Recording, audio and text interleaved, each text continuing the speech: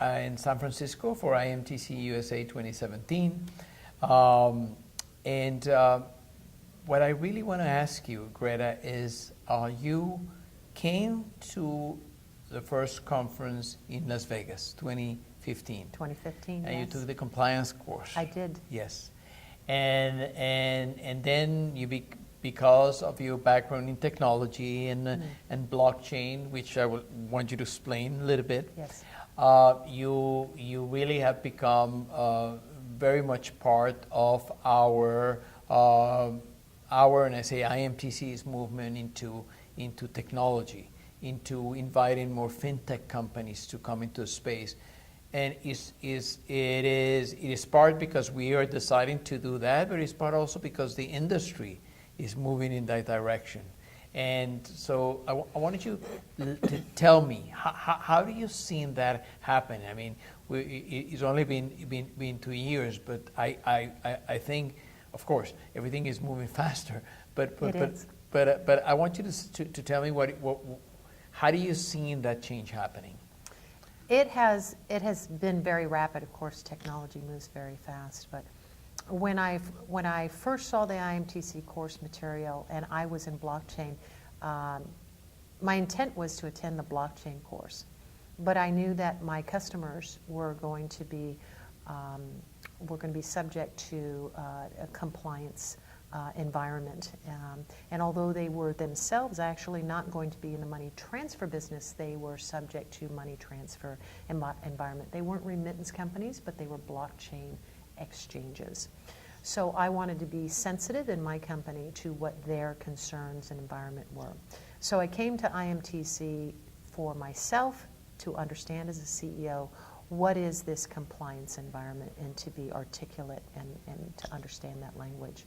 And it was a very impressive course, and I found it very energizing, although it seems like it's a very heavy and meaty kind of a subject. And I went to lunch, and I sat at a very small table of blockchain people, and I felt like it was just a little tiny corner of technology, and everybody else was quite in the remittance area. And it was a great conference. It was a small conference. And I felt like I was an outsider looking in, very professional. But that was my first experience. But I felt like technology was a small enclave in a remittance environment, which was a very traditional and legacy environment. So that was my first experience.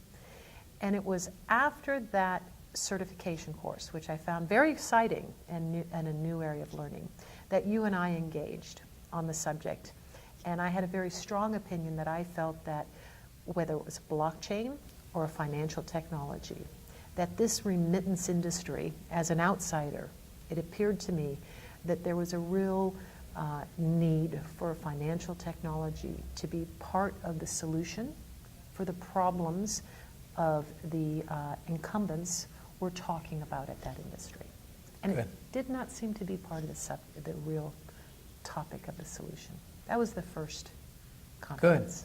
Good. 2015. But that's very interesting, because I never heard you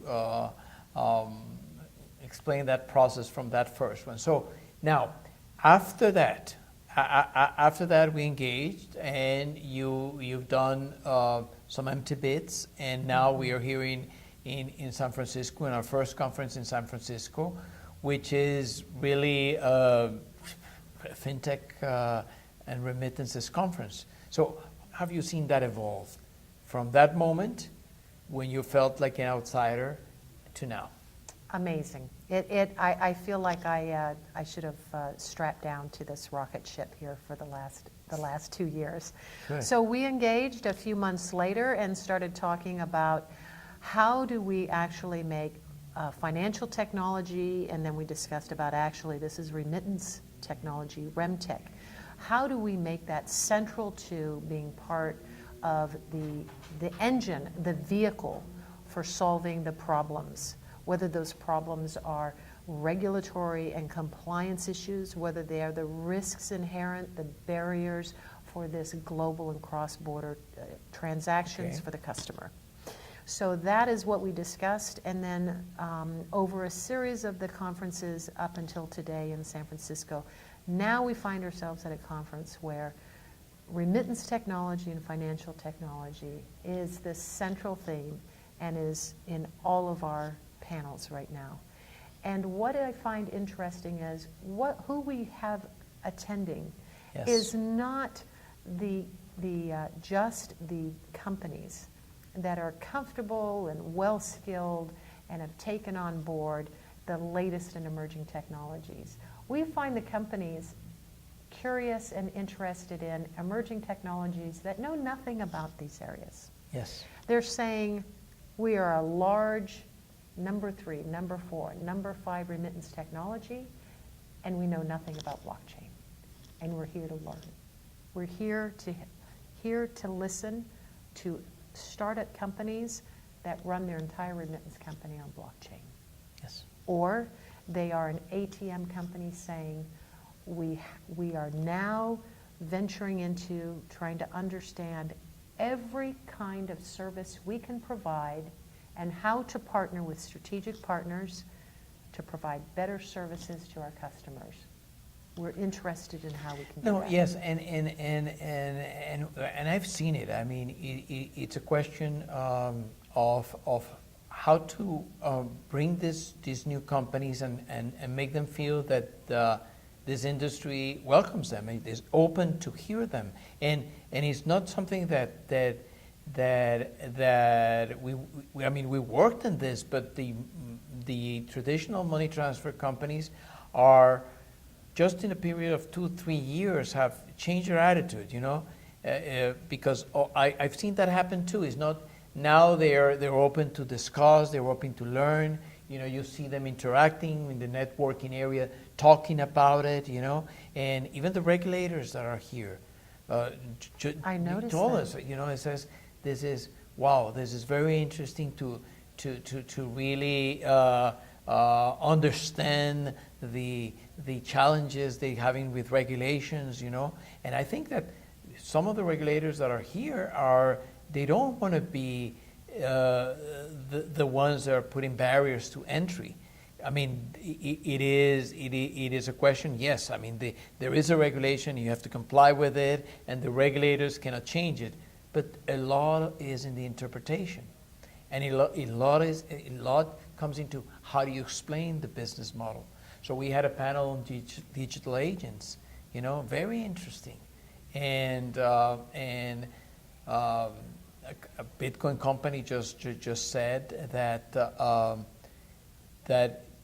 in Bitcoin conferences is everybody talking about the same thing, but it's a little bit outsiders working together like a ghetto, and here they feel that they're talking with real people, real businesses, real working models. So it's interesting. So what do you feel? What do you say to this fintech and Bitcoin and blockchain companies, even if they are not exactly in the international money transfer companies, about IMTC, why they should come, why they should be here? That is an excellent question. So 2 examples. We had a very large domestic Indian remittance company. So what you would think is perhaps the furthest distance from, say, a classic blockchain or Bitcoin, say, exchange and trading company. The 2 would perhaps have nothing in common with each other. We had companies in the room that are doing Bitcoin exchange trading to what is currency in 2 countries, in the United States and in another country, a bordering country, in this case Mexico. And they were doing a very good job of explaining how those foreign exchanges are utilized in 2 countries to provide a far less expensive and better product to the remittance industry. And it is simply using the blockchain platform in a remittance environment, and it is creating a much higher liquidity and a new market for the Bitcoin companies. This is the largest market for Bitcoin exchanges that is untapped as far as I'm concerned. In the same room, We had a company that does $1 billion worth of remittance activity in India that acknowledged that they essentially know nothing about blockchain. And in less than an hour, at the end of that panel, the decision maker said, how do I engage and find out what is the right Bitcoin companies for me to start working with? Tell me in 1 hour what Bitcoin company can find a customer base like that. And I don't think that there's any other conference that this can happen at other than IMTC. That is where we bring these opportunities together between traditional remittance companies, and we are solving problems for them. Yes, because I tell you, I mean, okay, when we talk about technology and fintech, there's a lot of talk about disruption, and what we're seeing is just an evolution. I mean, there is a little bit of everything happening, and it's good. I mean, is technology making strides, getting companies to work together and partner, and that has been the root of the money transfer industry, partnering, because you always had to have one partner in one country, the other partner in the other country. Now, because there's more wheels to turn, and because APIs and this and that, there's more partnering that needs to be done, and this is where I think fintech is providing new services, new solutions to the same companies that have been in the industry for quite some time. And I think that's an opening there for fintechs and traditional companies that have a brand, that have a client base to evolve, together. Yes, definitely. There's two more things that are converging right now, one on the technology side and one on the marketing side, that make this a great opportunity for blockchain as well as with remittance. And on the technology side, it's because I see that there is so much more of a willingness for companies to engage with startups because APIs are now accepted. You don't have to build everything yourself within your own company. That's first. The second thing is blockchain companies and Bitcoin companies, they are struggling with, blockchain and Bitcoin companies are struggling with trust. They're struggling with acquiring new customers and with clients with customers because of the concern with trust over this new technology and this new digital environment.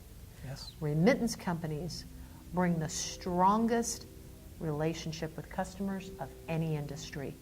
When those two technology and relationships come together, remittance solves the problem for blockchain, and blockchain solves the problems for remittance. It's the best relationship I know of a convergence. That's an example where those Very two good. technologies and customers come together. Thank you very much. Thank you. Thank you.